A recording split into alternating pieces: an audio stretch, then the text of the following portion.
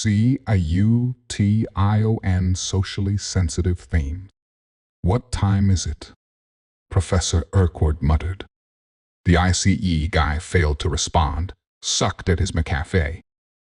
His boss had recently vented to FOX about Taco Bell posting its 5-star menu in Mexican instead of the presumptive King's English, so she figured the Starbucks grid was beyond the agent's pay grade /PSAT.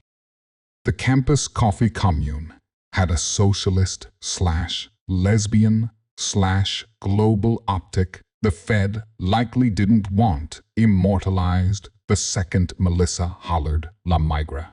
The one Spanish phrase most of these Gene Plussers knew aside from the Taco Bell menu.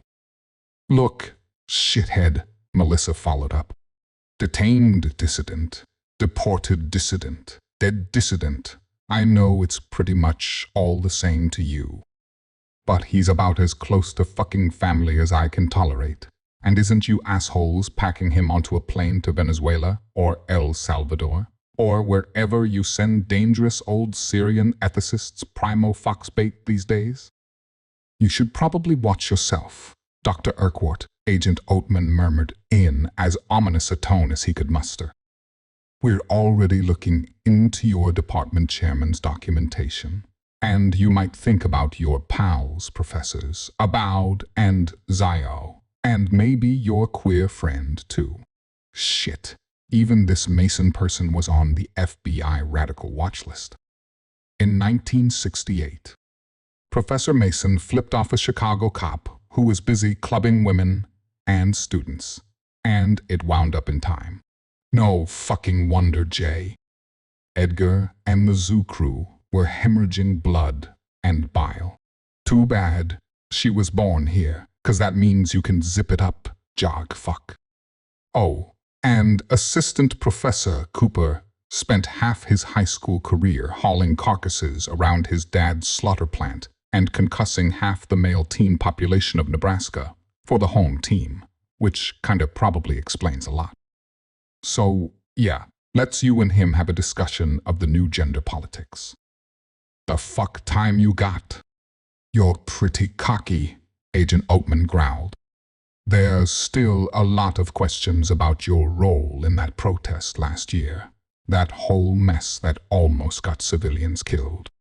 I helped stop a global trafficking ring, and I'm the only civilian who almost got killed, Melissa reminded him, more tersely than she intended. Though the county cops did a reasonably good job of escalating a peaceful protest into a game of student whack-a-mole. Yeah, and you and your people did a wonderful job of obstructing ICE operations. We never were able to get the ringleaders of the riot, despite the sheriff's assistance. Your fucking indoctrinated students took all the credit, knowing they were looking at misdemeanors. Well, like Nick Nolte once said, there's a new sheriff in town, as your Professor Nassim found out. Eddie Murphy, Melissa grunted. There's a new sheriff in town, and his name's Reggie Hammond. Jesus, you're even whitewashing 48 years. Keep it up. Bon mots expended. Oatman fell silent. 9-7. Professor Urquhart recorded with a furtive glance at her phone in the passenger door pocket. Nothing got past these valiant new stalwarts of the domestic security, except the occasional young soccer player shipped off to a terrorist black hole in El Salvador for his mom tattoo, or Latino MMAGA donor who thought his hand stamp bought him immunity. But beyond ensuring some peace and quiet for the balance of the stakeout, her frothy banter with Agent Oatbag had provided some crucial intel. Sayanvi Deshpande had long been naturalized, and Malik Aboud and Wei Zhang had by sheer workload steered clear of the campus political fray, at least the currently relevant one impacting the White House's West Bank real estate prospects. Malik had had some major connections via the FBI's Art Crimes branch, but post-Comey, the Bureau floodgates had opened to anybody with a gun and a lack of solid male role models. Thea and Ethan faced a different threat, the federal assault on DEI not only on admissions equality, minority grants, and women's, multicultural, and LGBTQIA studies programs, but potentially also on administrators and faculty who ruffled the right's white sheets. In an effort to keep the federal spigot flowing and prevent a mass exodus of liberal arts, social sciences, engineering, and biomedical talent, the new and now palpitating university president had agreed to the warehousing, sale, or scrapping of several pieces deemed by the power to pose threats of inclusion, dissent, or misguided amour between consenting parties, from Ethan Cooper's iconic scrap metal installation, The Abattoir of Ideas, an abstraction of man's deadliest tools and weaponry. Assembled about a Godzilla-scale brain and a purported affront to the Second Amendment and great American defense contractors that had anchored the rights in hall common to the recent humanities atrium centerpiece horsemen, a symbol whose Revelations/MCU-inspired motif wasn't quite abstract enough to dispel speculation that horsemen, no. One bore a rudimentary resemblance to a renowned reality show host/head of state. Horseman 2 evoked a certain exploding e-car manufacturer/ghost of apartheid past. And Horseman 3, an international oligarch cum power equestrian who tended to ride reverse bareback. Death was determined to be death despite the viral Stephen Miller memes. The University of Guelph had readily accepted both pieces. Professor Urquardt suspected out of academic empathy and antipathy toward the raucous neighbor to the south, who'd declared Canada the 51st state and added Canadian snowbirds to a roster of U.S. foes that now included the diffident and possibly Greenland-allied eastern rockhopper penguins of Hard Island. The short of it was, Melissa's options seemed severely limited. And so here she sat with a guy Hoover might even have called a little extra, waiting for a ransom pickup and potential return of the benign, if candid old man the feds had wanted to disappear on their own terms. She glanced down at the device in the side pocket. 9-9. Melissa now wished defiant pride hadn't deprived her of a McFlurry. So, as a patriotic citizen of the renewed United States, I cannot stand ideally by while a foreign-born terrorist mole and enemy of the state continues to bombard the woked libtards on our esteemed campus with insurrectional messages, glorifying HAMASS and blaspheming our Holy Land. I have placed terrorist Omar Nassim under citizen's arrest and will willingly surrender him solely into the custody of ICE on the following conditions. The terrorist Nassim will be extrajudiciously deported to await the justice of President Netanyahu and his Jews. All federal funds will be cut off to the university, whose woke agenda and mongrelization of modern education has disgraced a once fine institution. A reward in the form of $250,000 will be deposited in a Venmo act delivered by ICE at a time to be specified at a time of my choosing. If the deep state FBI or local police are brought in, I will dispose of the terrorist Nassim myself. I am entrusting you to pass this on to ICE because I do not have their personnel number and because I know you want nothing bad to happen to the terrorist Nassim. I'll call you. You call ICE. I pray this isn't a student, Chairperson Deshpande murmured, pushing the note carefully across the blotter with a stylus pen. It speaks ill to our English department, as well as the U.S. educational system in general. The socioculturist leaned back and regarded Professor Urquhart. Do you believe this person? Not in the way you meant, though I would have been more suspicious of this level of nearly flawless ignorance 10 years ago. Melissa grunted, slipping the laser-printed letter back into its manila envelope. But, yeah, I think this psycho redneck has Professor Nassim. Omar probably went along peacefully. He's fucking 76, and he'd know his best chance of surviving would be to play this out. The guy sounds like a sincere lunatic. I think he feels he's doing his nationalistic duty, and is dirt stupid enough to think ICE will play along. Or perhaps not so stupid, Sanvi suggested. Look at the recent incident of Albrigo Garcia. Based on a specious, if not stultifyingly sophomoric misidentification of a tattoo, this father, according to the White House a week ago, the victim of a tragic injustice. Now, the president, for no conceivable reason, has backtracked on his blunder, and the man may die in a Salvadoran prison. Do you see any mass public call for Garcia's return, or even his survival? Dr. Nassim's value to the administration is as political currency and retaliation against academic freedoms.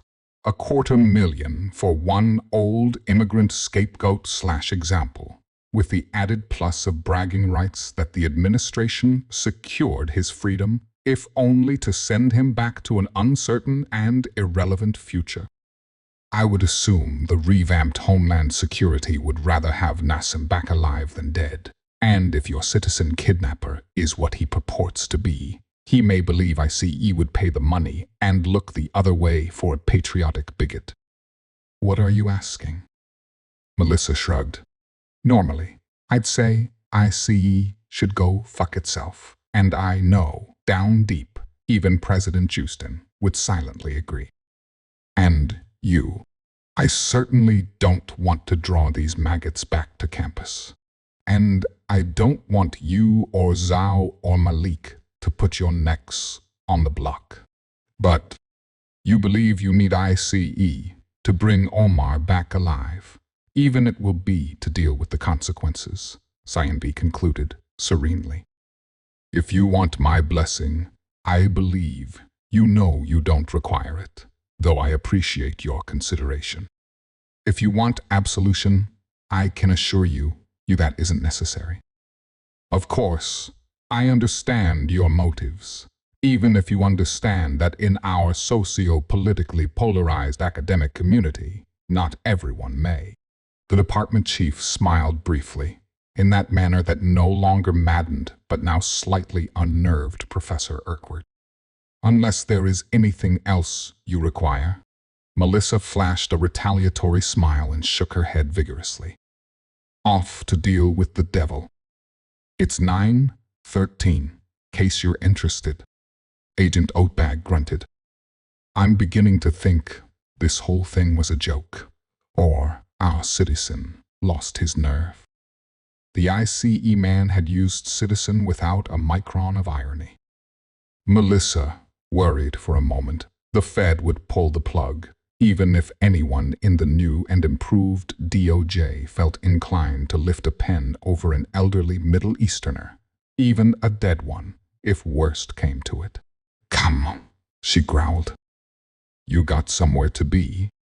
Chicago field office, raiding a kindergarten tomorrow. No?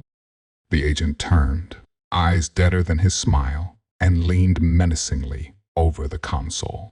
Fuck you, Professor. Go for it.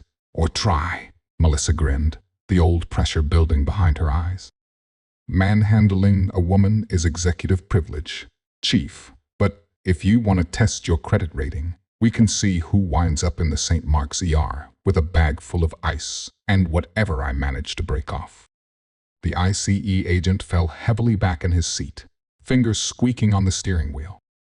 Melissa glanced down, suppressing a good old-fashioned, I thought so. 9:15. Hey, Professor Urquhart breathed, peering into the darkness by the park bike rack where they dropped the immigration retrieval fun meal with its $250,000 gift. A hoodied figure coasted by on an e-scooter, and the arched bag disappeared in a flash. Fuckity fuck shit. The ICE unit roared into life as Oatbag squealed the wheels and performed a two-phased J on the cracked, narrow street. He completed the U without taking out the burgundy caravan or the teal, Cooper hugging the curb across from Redbud Park. You fucking see him? The agent demanded, anxiety creeping into his tone for the first time. Up there, I think, Melissa shouted hoarsely. Yeah. Turn at the Casey's, the, gas station at the next corner. Come on. Oatbag nearly took out a soft maple as he woke the shit out of the redneck, juggling a pair of Casey's family sizes into his ram cab. As he came out of the oversteer, the Fed cursed and stomped the brakes before colliding with the black Econoline idling in the middle of the tree-lined residential block. As the unit's bumper demurely pulled short of a kiss with the panel van's fender, Oatbag's headlights caught the trio approaching from the nearby sidewalk. The men aggressively guiding their companion toward the curb were young late teens, early 20s, baggy jeans, black tees. The bag over the third, smaller man's head stymied a definitive description. Oatbag was out of the car, side piece drawn, and Melissa virtually kicked the door open. Fucking freeze right there. I see. Two of three immediately halted, the third stumbling slightly through no fault. In standard gray sweats, he could have been anyone from Jimmy Hoffa to Omar Nassim. Wait, the taller of his two captors drawled. Dude, you say ICE? Agent Oatman grabbed his arm and slammed him against the black van. We're like, from here, officer, the second, hairier youth protested fuzzily. He suddenly turned to Melissa, giving her the full scan typical of most first-day freshman pseudo-alphas. Hey, I know you, right? Yeah, hot art prof. Professor Urquardt felt a certain petty satisfaction as Agent Dickweed bounced the kid lightly off the van. She rushed to the bagged man, who was wobbling blindly in the spring darkness, and yanked the hood free. Though his eyes were invisible behind the fogged lenses, the boyish face and blonde love patch were giveaway enough. Shit, Melissa hissed. Oatbag pivoted, and he staggered back a step. What the fuck is this shit? The agent addressed the boys in a nearly inaudible, homicidal growl. It's my birthday, the abductee gasped, wiping his glasses on his shirt tail. Huh? Oatman demanded. It's Eric's birthday, bro, the tall one informed the boomer with a sigh. He's 21 street legal. Zach and I wanted to take him for a celebratory drink, but he said he was cramming for a final. You detained him, Melissa muttered, turning to Oatman. Come, we gotta see if we can catch up with Scooter Boy.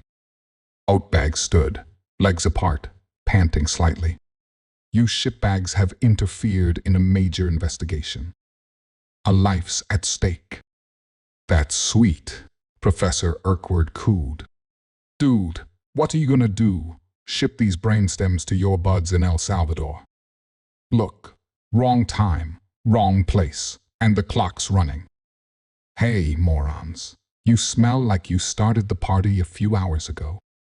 Why don't you Uber this shit? "So'kay," Zach assured her. "I'm the designated driver." "Fuck 'em," Oatman roared. "I hope the little fuckers die in a fucking ball of fire." Eric looked at his shoes. Worst birthday ever.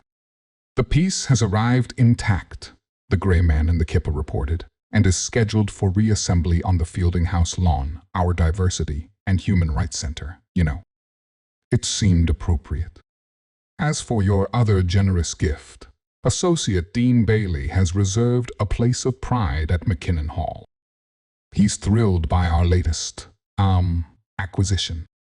"You needn't be coy, Avram," Professor Thomas Skillrood beamed, adjusting the laptop screen to incorporate his entire bald, jowled head. Dean Avram Silber was perfectly framed, though the University of Guelph skullcap was doing extra duty atop the old academic's chaotic white locks. I assume you have minimal liability here, and I'm reasonably certain no one currently in Washington reads the journals. I can't tell you how grateful we all are for the university's largesse. A heavy sigh escaped the woman in the wing chair opposite Tom's desk, and the Midwest's self-proclaimed premier expert in modern American realist painting tossed off an admonishing frown. Thomas, you know I was a great admirer of your father's works, especially David's Star, and helping subvert the tyranny that has once again befallen our U.S. Well, you could call it my tribute to Carl. Dean Silber ran gnarled fingers through his snowy hair, and Tom wondered if he'd intended him to spot the faded numbers that momentarily peeked from the cuff of his tweed jacket. We both understand tyranny, Num.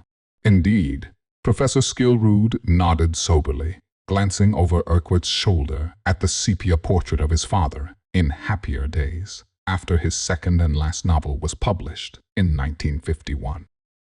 He found them rather ponderous volumes, truth be told, but they'd brought his father the twinkle ultimately extinguished by the House Committee on Un-American Activities. That day, he'd been a man of uncharacteristically few words. You're aware USC trenched in on the red baiting after being told to lay off the Klan? History reverberates and ricochets, eh? Old white men, eh?